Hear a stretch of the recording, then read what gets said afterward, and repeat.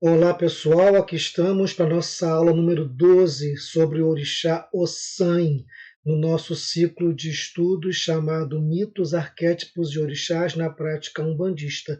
Eu sou o Newton Almeida, eu sou o sacerdote do Centro Espírita João Vicente, um terreiro de Umbanda que fica no Rio de Janeiro, na Zona Oeste, no bairro de Senador Camará. Esse ciclo de estudos está falando sobre os orixás com uma visão arquetípica no caminho da individuação. Eu convido você a assistir a aula número 1, que é onde eu falo mais profundamente sobre o que é a individuação e qual é a proposta da visão arquetípica. O link das primeiras aulas vai ficar aqui embaixo, é só você acessar que você vai nos acompanhar. Eu quero então dar prosseguimento à nossa aula de hoje, como eu já falei, é sobre o orixá Ossan, é a aula número 12. O objetivo da aula, ao final dessa exposição, eu preciso que você reconheça o Ossan histórico, que você reconheça o papel de Ossan no panteão iorubá, e você compreenda qual é o papel de Ossan nesse caminho de individuação, refletir sobre o arquétipo de Ossan e reconhecer os aspectos de luz e de sombra deste arquétipo. Vamos falar de Ossan na história. Você pode encontrar vários nomes relacionando-se ao mesmo orixá. Ossan, Osson, Ossanha, Ossain, Ossanin. Várias são as formas de se escrever e se pronunciar o nome do mesmo orixá. Ele é originário da região de Iraú, lá na Nigéria, fica próximo à fronteira do Benin. Benin é o antigo reino do Daomé. Esse mapa da África, vou passar o meu cursor aqui sobre o território nigeriano e sobre o território do Benin, é onde todas as histórias de orixás que a gente tem estudado aqui acontecem. Eu vou puxar o mapa para você ver mais de perto. Aqui está o território do Benin, aqui está o território nigeriano, cidades importantes citadas nos mitos dos orixás, como Oió, como Ifé, como Savalu, como Abomey, como Savé, cidades onde os orixás transitaram e aonde eles são cultuados ainda. Puxando mais um pouquinho o mapa da Nigéria em sua divisão de estados, aqui está o estado de Oió, e aqui está o estado de Ogun. Esses dois estados fazem fronteira com o Benin. Aqui você pode ver essa faixa branca, é o Benin. E a cidade de Iraú, ela fica nessa região, ou no estado de Oió ou no estado de Ogun, é onde fica, é bem próximo ao Benin, porque Ossan tem também uma correlação por ser mitologicamente filho de Nanã, mas a cidade de onde ele é originário é essa cidade que fica aqui em território nigeriano ainda. Tá? Isso falando ainda do Ossan histórico. Mas você pode falar ainda sobre Agüé, sobre Katendê e sobre Ossan. Na verdade, isso é o sincretismo africano que aconteceu muito antes do sincretismo católico que teve no Brasil. Lá na África já existia um sincretismo entre as divindades que tinham domínio semelhante, já existia, devido ao comércio, devido à proximidade geográfica, o próprio sistema de escravidão ainda dentro da África. Então existe lá no panteão Jeje o Vodun Agüé. Os Voduns são as divindades do Daomé. Existe no panteão Banto o Inquice Katendê, porque Inquices são divindades angolanas. E existe no panteão Iorubá o orixá Ossan. Orixás são divindades nigerianas. Eu gosto de fazer essa divisão para a gente saber a que cultura nós estamos nos referindo. Sempre que eu falar em Vodun, eu estou falando de divindade do Daomé. Sempre que eu falar em Inquice, eu estou falando em divindade Banto. Sempre que eu falar em orixá, eu estou falando em divindade nigeriana. O Agüé, o Katendê e o sincretismo africano. A gente viu que a proximidade geográfica, o comércio, as guerras, a escravidão, isso contribuiu para que essas divindades, diferentes culturas, fossem assimiladas, mesmo antes da viagem pela escravidão, através dos navios negreiros aqui chegar no Brasil. Nesse processo sincrético, o Ossan, o Agüé e o Katendê, por terem domínios semelhantes, eles tiveram suas figuras unificadas, porque com a vinda dos escravos, eles eram todos misturados, e o europeu fazia questão de colocar pessoas de diferentes culturas, diferentes nacionalidades, para evitar justamente, para dificultar a comunicação. Então, com o passar do tempo, as divindades semelhantes, a cultura predominante acabava englobando todas as outras. No caso, Ossan, uma divindade nigeriana, acabou englobando as figuras do Agüé e do Katendê, mas você ainda escuta falar no Brasil sobre o culto a essas divindades, quando você vê o candomblé Jeje, quando você vê o candomblé Angola buscando a sua pureza, fala-se então nessa divisão dessas divindades. Na Umbanda, o Ossan aglutinou as três divindades e só se fala em Ossan. O Agüé, então, ele é Ossan ao lado da Omé. Ele é um vodum muito importante para o pessoal da cultura Jeje. Por quê? Porque ele representa as folhas, representa as plantas, ele é o poder mágico dos vegetais, da medicina da terra. Ele está ligado à caça, está ligado à fartura, ele traz alimentos, ele mata a fome do povo, e nesse aspecto ele é muito parecido com o Oxóssi nigeriano. Mas ele também tem características muito próximas do Ogum nigeriano. Ele é visto também como um guerreiro. Além disso, ele tem ainda a proximidade com o Ossan, porque ele acabou. O Agüé, ele é filho do Vodun Nanã Bulucu. E na mitologia ele tem uma perna só, e aí é também representado como um só olho, como uma só orelha. Ele pode ser confundido com o Saci Pererê, que é uma coisa diferente, que é aqui do Brasil, vamos falar disso mais tarde na nossa aula. O Agüé, ele ensinou para os homens o segredo das plantas, e ele é o comandante dos espíritos das florestas, que são similares aos gnomos e as fadas europeias. Ele comanda os espíritos das florestas dentro aí, então, do ambiente africano, ali na região do Dahomey. Tem características muito próximas de Ogum e de Oxós, como eu falei, mas sobretudo com Ossan, com quem ele finalmente foi assimilado nesse processo sincrético. E tem também uma outra divindade, que ela agora é uma divindade banto, que é o Katendê. Mas existe ainda uma outra divindade muito pouco conhecida, que ainda é mais próxima do Ossan, mas o Katendê acabou assumindo muito dos atributos dessa outra divindade. Para falar em Katendê, a gente tem que falar também de um inquice chamado Monipanzo. Esse sim é muito próximo de Ossan. Para o povo banto, o Monipanzo ele é o inquice das folhas e o Katendê é o inquice dos animais da floresta. O Monipanzo ele conhece o encanto de cada folha, ele sabe retirar a magia que está em cada folha para dons curativos e litúrgicos. O Monipanzo é ele que permite a fotossíntese das plantas, então ele é o próprio pulmão do mundo, é ele que faz a planta executar as propriedades litúrgicas e medicinais. Sem o Monipanzo não tem fundamento de ritual nenhum, porque é ele que permite então que a planta libere a sua força, libere o seu axé. O Monipanzo ele está na reza, ele está no ato de colher, no ato de plantar, é ele que rege essa manipulação ainda bem íntima então com o mundo vegetal. Os bantos pedem para o Monipanzo remédios, então pedem proteção para a cura, é ele que é o alquimista, ele que é o botânico das divindades angolanas. Ele rege a agricultura, ele rege a ciência, rege a pesquisa científica, tá? É ele que a gente reverencia quando a gente então manipula florestas sagradas dentro do ambiente litúrgico do candomblé de Angola. E nessa diáspora negra, a figura do Katendê assimilou a do Monipanzo e ficou restrita a poucos conhecedores dos seus mistérios, talvez porque no tráfico negreiro, os sacerdotes, as pessoas que cultuavam o Monipanzo, ou não vieram para o Brasil, ou vieram em número insuficiente, ou talvez na travessia não tenham aguentado, né, a dureza da travessia. O fato é que as pessoas que cultuam o Monipanzo no Brasil vieram muito poucas e o culto dele ficou muito restrito, e a figura do Katendê, por ser a mais próxima, aglutinou então esses atributos do Monipanzo. Vamos falar então do Ossan mitológico. Agora a gente vai falar então do orixá específico dessa aula. O Ossan é o orixá que rege as folhas, que rege as ervas, que rege as matas. Ele é filho de Nanã, ele é irmão de Omulu, de Oxumaré e Euá.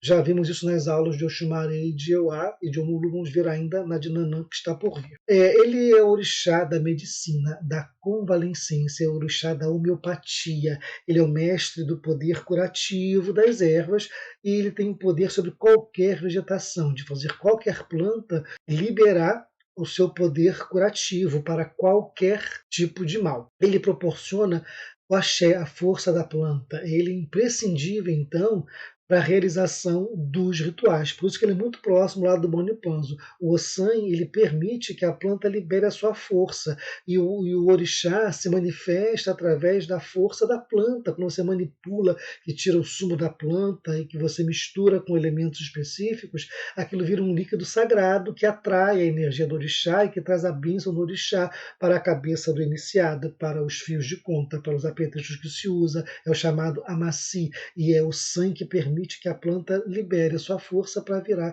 esse líquido sagrado tão importante nos rituais de iniciação, de manutenção do axé. Ele rege, então, as plantas, ele rege a vida oculta das plantas e dos orixás, e sem o sangue não existe, então, o ritual, não existe a liberação da energia principal do orixá que está ali contida na planta. Ele é o guardião do axé, e é ele que diz se a planta vai ou não liberar essa sua energia. Sempre que você mexe com uma planta, que você colhe o que você planta, você está envolvido com a energia de Ossan, e a ele você deve reverenciar, solicitando a sua permissão, solicitando a sua bênção, para que você possa manipular uma energia que pertence a ele. O símbolo do Ossan é uma haste de ferro, com um pássaro em cima e outras hastes que circundam. Ele faz uma árvore estilizada, é um bastão que representa o poder de Ossan. Esse pássaro é um mensageiro de Ossan, e o pássaro está muito ligado ao culto das feiticeiras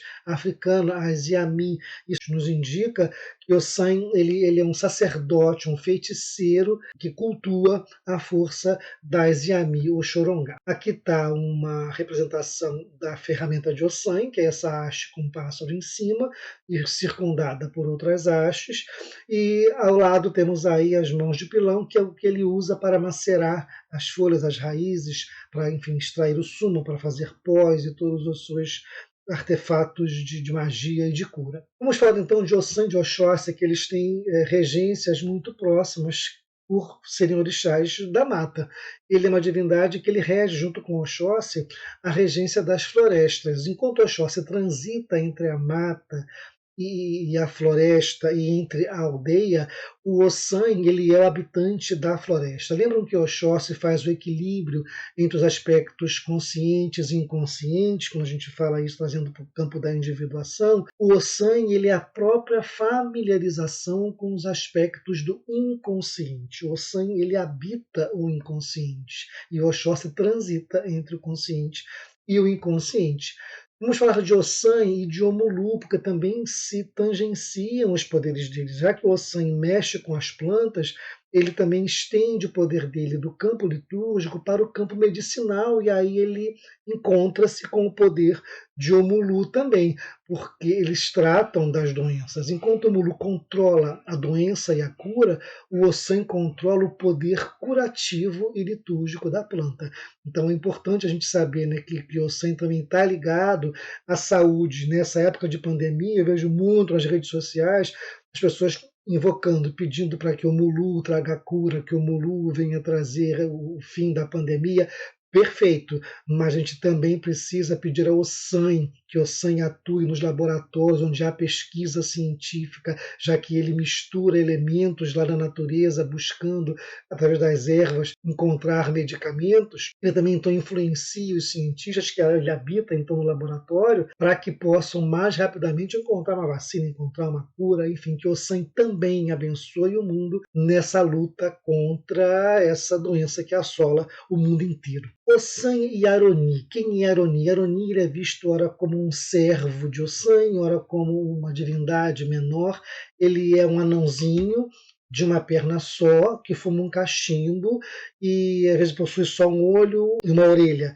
Ele se assemelha muito lá àquele companheiro lá do Agüé, né? Que o Agüé também tem essa característica. E o Aroni no panteão nigeriano. O Aroni é uma espécie de guardião da floresta, ele protege a mata, ele ataca as pessoas que vão fazer mal à mata ou vão fazer alguma coisa errada na mata. O Aroni é um guardião aí da moral também nesse sentido, mas ele não se pode confundi-lo com o sangue. Ele caminha com o sangue, ele auxilia o sangue nas suas medicações, mas são divindades diferentes. O fato é que o Aroni, por ter essa característica, ele foi muito associado com o mito do Saci Pererê, que é um mito brasileiro. Os índios brasileiros tinham essa mitologia, e quando houve o encontro de negros e índios na questão da nossa história, acabou se associando o Aroni ao Saci Pererê, mas Saci Pererê é da mitologia brasileira, Aroni é da cultura nigeriana, não são orixás. O orixá que a gente vai trabalhar, que vai incorporar e reverenciar, é o Ossan. Tá? Muitas vezes se confundem o próprio Aroni com o Ossan, e muitas vezes se diz que o Ossan não fala, e quem fala por ele é o Aroni. São divindades muito próximas, tá? que guardam o poder da floresta e o axé das plantas. Tá? E o Ossan, muitas vezes, pessoal, ele também é confundido com o próprio Aroni, e alguns autores, quando retratam o Ossan, retratam como se tivesse uma perna só, simbolizando a árvore. Assim como a árvore com um tronco só sustenta a sua copa, muitas vezes se retrata também o Ossan como se fosse um orixá de uma perna só. São modos de se traduzir a presença desse orixá. Mas não se pode confundir Ossan, mais uma vez vou falar, tá? Com o Saci Pererê. Uma coisa é uma coisa, outra coisa é outra coisa. Ossan é mitologia africana, Saci Pererê é folclore brasileiro. Essa frase que se chama Ekosi ou Ekosi Orixá é um dito iorubano, porque se fala sem folha não há orixá. Você não consegue iniciar um orixá sem a folha que pertence a ele. E é o sangue que libera o poder da planta, como eu já falei. Então ele é imprescindível para os rituais, para as obrigações de qualquer orixá. Sem a presença de Ossan, nada vai acontecer, porque a folha não vai estar liberando o seu axé. E cada orixá tem a sua folha, cada orixá tem o seu segredo, e é o Ossan que libera o poder para que possamos cultuar e atrair o orixá. Quando você fala Kosi ou Kosi orixá, você fala sem folha não há orixá, a importância de preservar a natureza, preservar a mata, preservar os espaços sagrados de culto ao orixá. Quando fala preservar, não é só fazer a queimada e lutar contra os fazendeiros que queimam para fazer plantação de gado, não. É nós também protegemos o meio ambiente. Quando for fazer uma oferenda, não leve material plástico, não leve o barro, não leve a louça, faça sua oferenda nas folhas de mamona, faça sua oferenda de um obi, as coisas simples e que são biodegradáveis, que não vão ofender nem maltratar o meio ambiente. É assim que você cultua o orixá quando você vai à natureza. Não acender vela, você não precisa acender vela no meio do mato, vai botar fogo no mato. Então cultue o orixá respeitando a natureza, e o orixá vai te abençoar ainda mais. Uma outra fala é eu essa, a folha é tradição. Ou eu é Ossan, a folha é de Ossan. Então a importância desse orixá nos nossos cultos. Vamos falar agora do arquétipo de Ossan, que é o arquétipo do sábio. Quem é o sábio? O sábio simboliza a sabedoria, mas também simboliza a solidão e o silêncio de quem busca a sabedoria. Ele é a busca da verdade, é o respeito da natureza e da realidade, é a busca do seu verdadeiro eu, é a busca da sua identidade. Importante falar que o sábio está em busca de conhecimento, então ele veste a indumentária do aprendiz.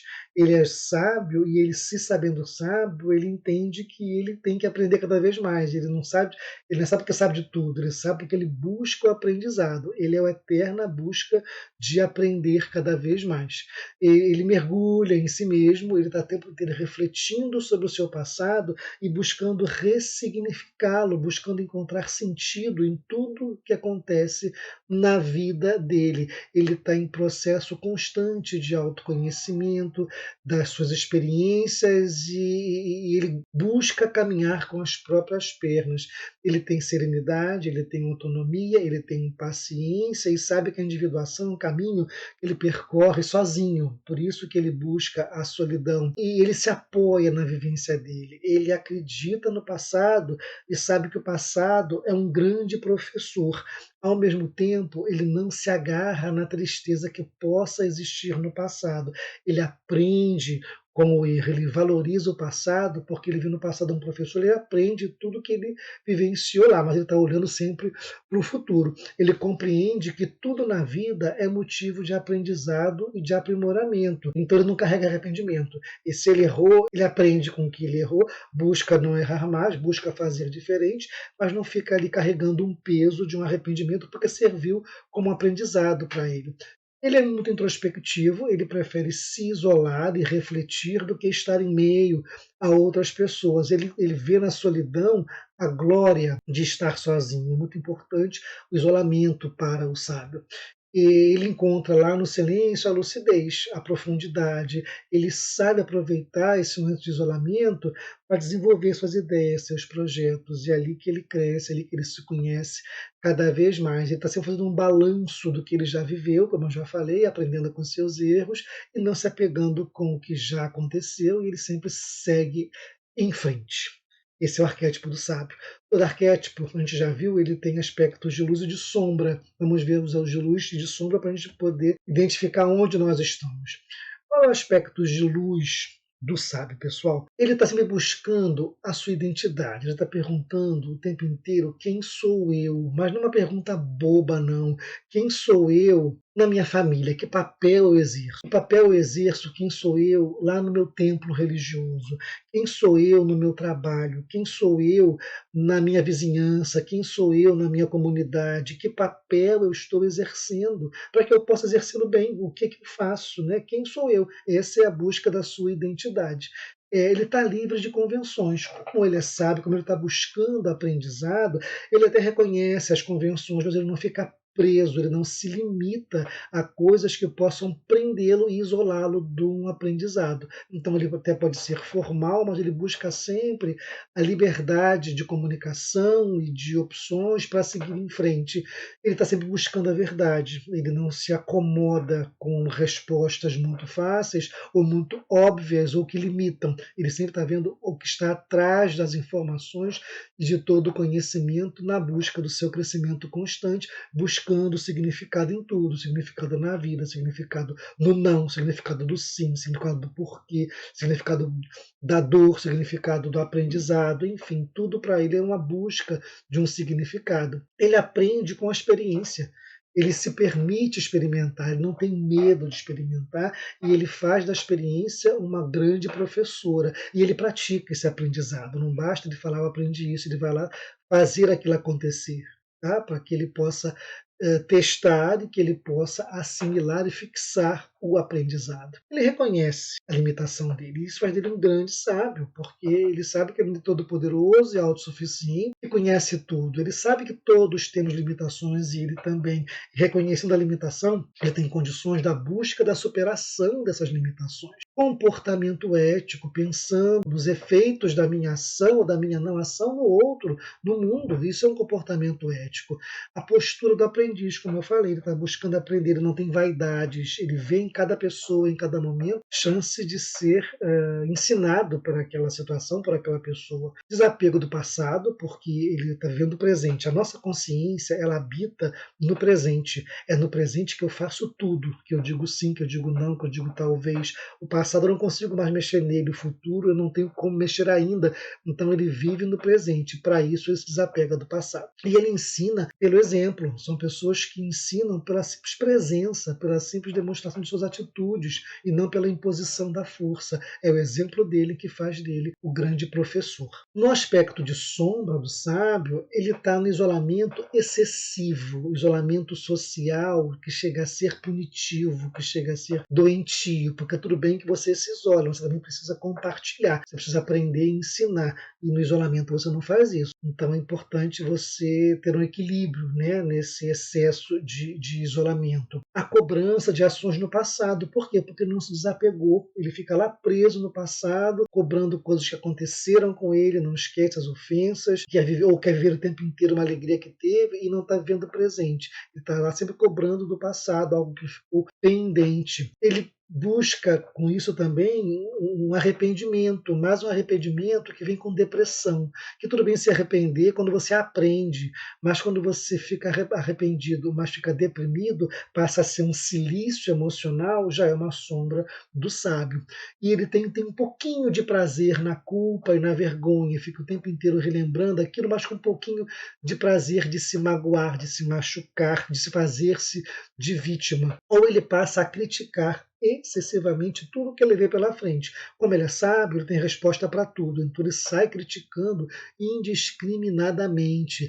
Ele pode ficar frio, pode ter ausência de sentimento, já que ele sabe tudo, já que ele já viu tudo, nada para ele é mais surpresa. Então a emoção dele fica embotada, ele fica frio na dor, na alegria, na tristeza, não passa mais no sentimento porque nada é novidade para ele. Ou ele começa a criar regra para tudo. Sabe aquela pessoa que tudo tem uma ordem, tudo tem, sabe como fazer e está sempre fazendo melhor do que o outro e o outro está sempre errado? Então ele começa a criar regras para tudo e para todos. Com isso ele fica arrogante, ele vira um perfeccionista buscando uma perfeição que nunca vai chegar, intolerante e fanático, com as sombras do sábio. Portanto, sabermos essas características para nos identificarmos, valorizarmos a luz, reconhecermos a sombra e buscar a nossa individuação. Vamos falar do mito onde Ossan dá uma folha para cada orixá. Como é que é esse mito, Nilton? Ossan, ele, a gente já sabe, filho de Nanã, irmão de Omulu, irmão de Oxumaré, de Oá, ele era o senhor das folhas, da ciência, das ervas, e ele conhecia o segredo de todas as plantas. Todos os orixás, todo mundo precisava de Ossan para qualquer coisa, para curar uma dor de dente, curar uma ferida, curar uma coceira, curar um inchaço,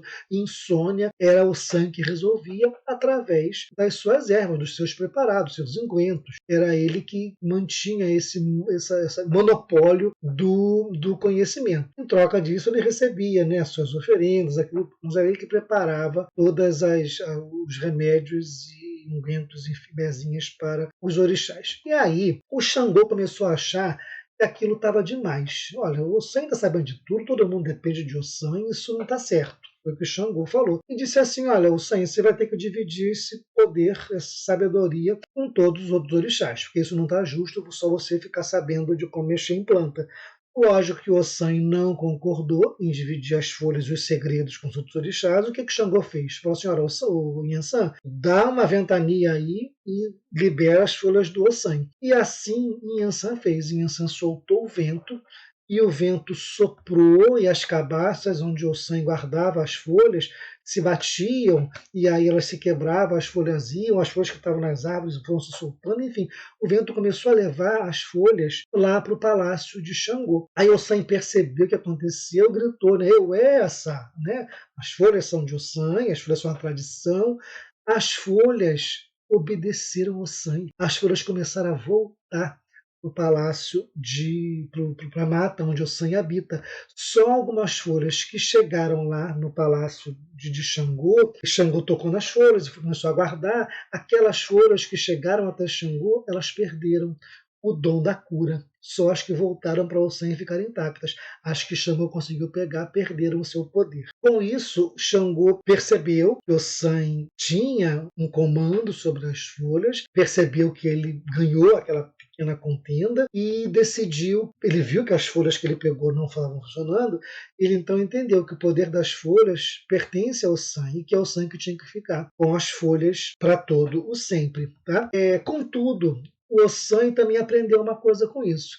O que ele fez? Ele pegou, ele deu uma folha para cada orixá, ensinou como é que se manipula a folha, como é que libera a força da folha, a reza, o segredo e como é que elas funcionam. E aí os orixás, ele fez isso para que os orixás parassem de invejá-lo, os orixás começaram então a também conseguir fazer alguma magia com a planta, mas os segredos principais permaneceram com o Ossan, e com isso ele gerou uma gratidão e os orixás o reverenciaram pelo aquele gesto que ele fez. Tá? Mas os segredos da folha, os principais, continuam sendo o de Ossan. O que a gente está aprendendo com este mito, Newton? Esse mito está falando mais uma vez sobre vaidade andando do lado do conhecimento. Tá?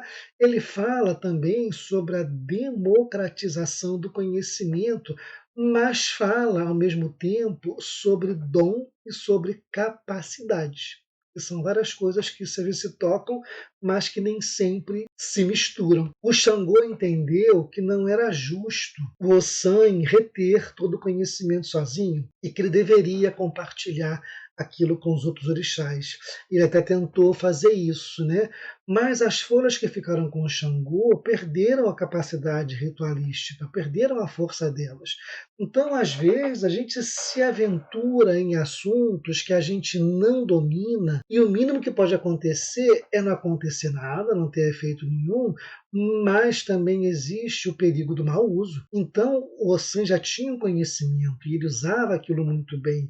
E por inveja, os outros orixás, né, pegando carona, né, na reclamação de Xangô, acharam que também tinham que saber aquilo, mas ninguém sabia mexer. E aí o mínimo que podia acontecer é não ter feito nenhum, ou ter um mau uso. Imagina uma faca. Uma faca na mão de uma cozinheira, lá na cozinha, ela faz prodígios. Ela pode fazer bife, ela corta legume, enfim, a faca é um utensílio super útil. Mas uma faca na mão de uma criança, ela pode se machucar. Ou uma faca na mão de um malfeitor, ele pode machucar alguém. Então, o conhecimento, dependendo de onde ele está, ele tem um efeito diferente. O conhecimento em si não é bom nem ruim, mas é o uso que se faz dele é que é o perigo, e isso Xangô entendeu. O conhecimento de Ossan, ele tinha a capacidade de mexer ali e fazia muito bem. As outras pessoas não tinham. Os outros não tinham aquele dom. Então, às vezes, você quer até ter um conhecimento, manipular alguma coisa, mas você não tem o dom daquilo. Você tem o seu dom, mas não daquilo. Então, procure ser bom naquilo que você faz e deixa o outro ser bom naquilo que ele faz. É isso que o Mito está falando também.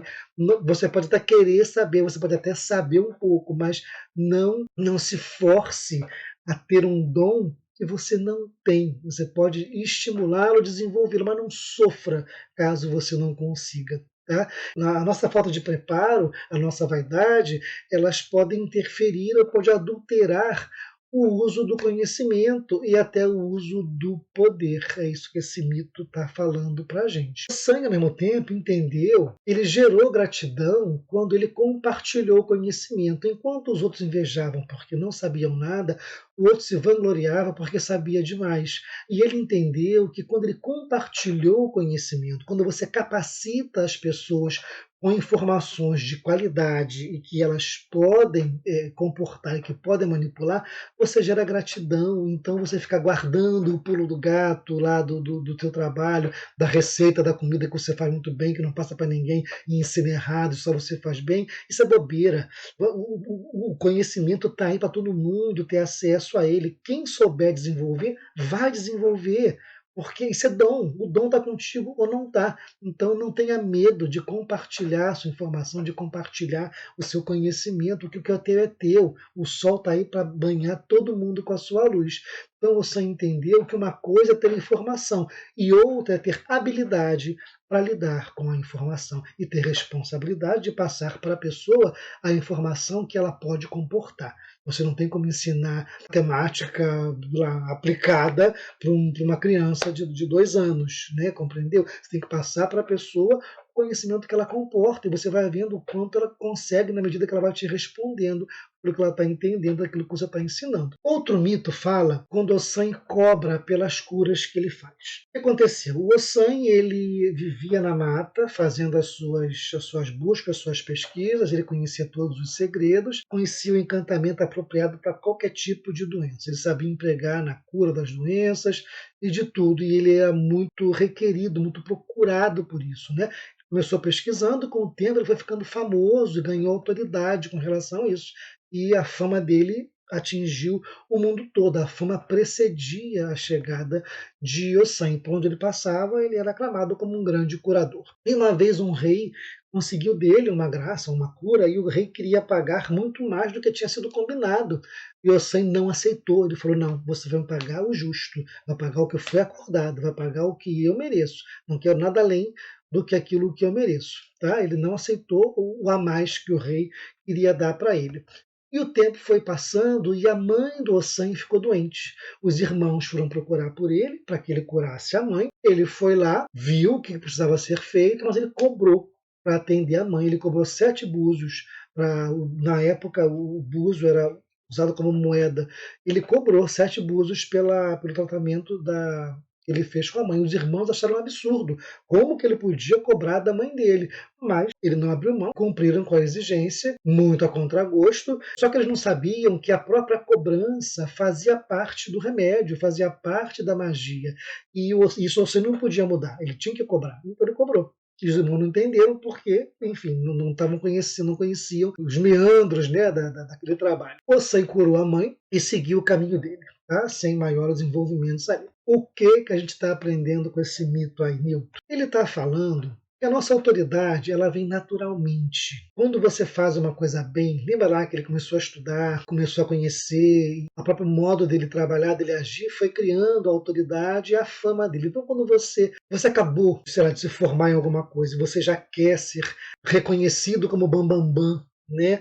O teu conhecimento ele não vem no teu diploma. O teu conhecimento ele vem com a tua prática, ele vem com o exercício da tua função e com o tempo. Então a sua autoridade ela vem naturalmente quando você está em sintonia com o papel que você exerce e não só com o anúncio que você vai fazer ou com as vantagens que você possa ter da tua função. Outra coisa, o Ossan só aceitou do rei aquilo que era devido ao trabalho dele. Ele não quis nada além do que foi combinado. Então ele fala em ser fiel aos nossos valores. Ele fala em não entrar em barganhas, em não aceitar suborno, ele fala de ética, ele fala de ser fiel àquilo que você fala, aquilo que você representa dentro do âmbito do terreiro, sabe aquele médium que todo mundo é procurado por ele, porque as pessoas adoram o modo de ele incorporar as consultas que ele dá, e elogiam, e elogiam, e elogiam, e dão presente, e começa a gerar um clima de vaidade, e se o médium não der um limite nisso, se ele falar não, se ele começar a se reconhecer como simplesmente um instrumento, aquilo vai inflar o ego dele, e ele não vai dar boa coisa, ele vai ser alvo fácil de quedas, de tropeços, porque a vaidade cega a gente.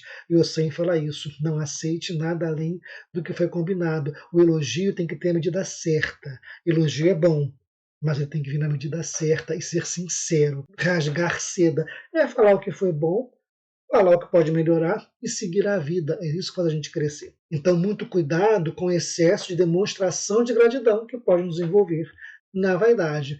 Outra coisa que ele fala é a isenção emocional imprescindível no atendimento mediúnico ou profissional, porque a mãe dele ficou doente. Se ele não cobrasse, a mãe não ia ficar doente. Não é o ato da cobrança, mas o que é necessário fazer, isentar-se emocionalmente dos nossos atendimentos. Porque não é porque eu gosto da pessoa, que é meu parente, que é meu filho, que é minha mãe, eu vou atender diferente, ou que a graça que ela quer vai vir mais rápido. Isso não existe.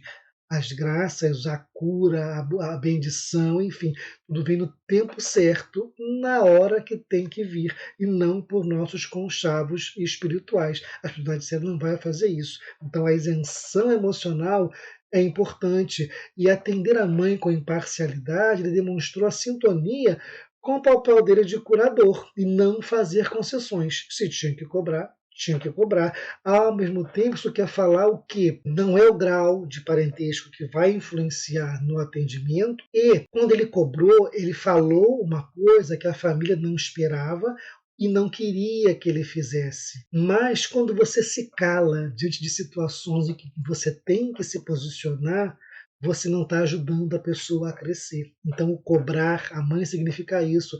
Posicione-se em todas as situações. E quando você passa a mão na cabeça da pessoa, quando você se omite, ou quando você fala o que a pessoa quer ouvir, você não ajuda ela a crescer.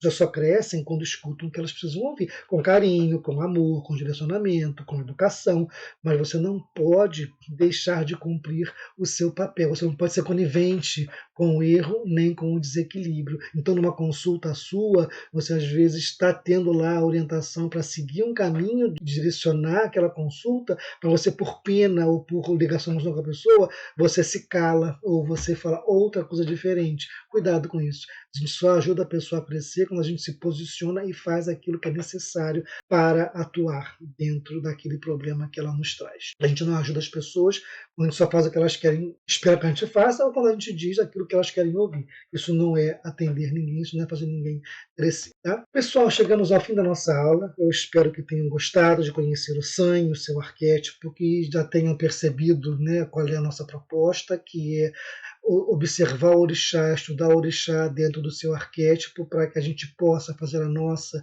individuação baseada nessas figuras importantíssimas do panteão.